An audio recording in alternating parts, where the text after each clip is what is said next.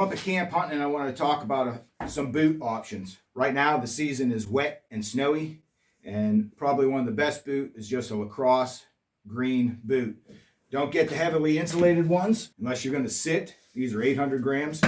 These are just the foam filled rubber lacrosse burleys.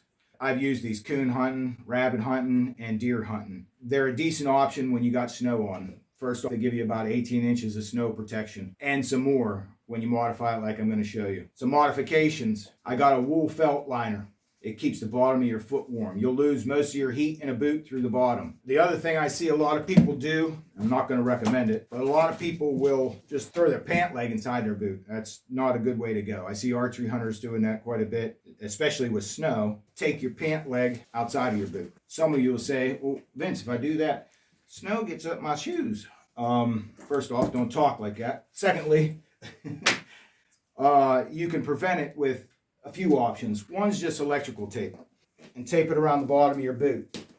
Problem is, electrical tape can come undone fairly easy. The second option, which is a little more durable, is duct tape. I ripped it in half and then just throw it around the bottom of your boot. And this will prevent snow going up your pant leg and getting above your boot. The rest of it's protected from your pants. There's a better option, and that would be blousing rubbers.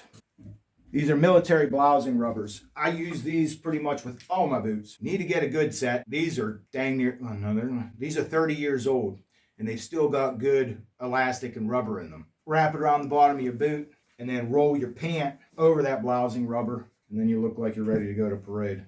The nice thing about the blousing rubbers is if you got to take your boots off, which I do sometimes when I'm hunting, because I come to a place if I'm still hunting that I want to watch, and now I've got to prepare for cold weather, down into the teens or single digits, and that's kind of miserable. So I'm not too proud to wear foot warmers when I'm sitting. But the blousing rubbers versus the tape allows me to re-blouse. I can take that off, take off my boot, put the toe warmer on, change my socks, and then go back and put my blousing rubber on. Duct tape doesn't allow that. It's gotten wet and it's got the wool fibers on it. If I go and try to redo it, this doesn't have half the stickiness that it did originally, and it's just kind of a pain in the butt to manage. So the blousing rubbers are kind of a key to being able to take your boots off and on without carrying extra materials. This works in the hot season too. Instead of gaiters, you're trying to prevent ticks or debris from getting into your boot top. A pair of blousing rubbers does the same thing as it does for the snow. I don't know why more people don't use them.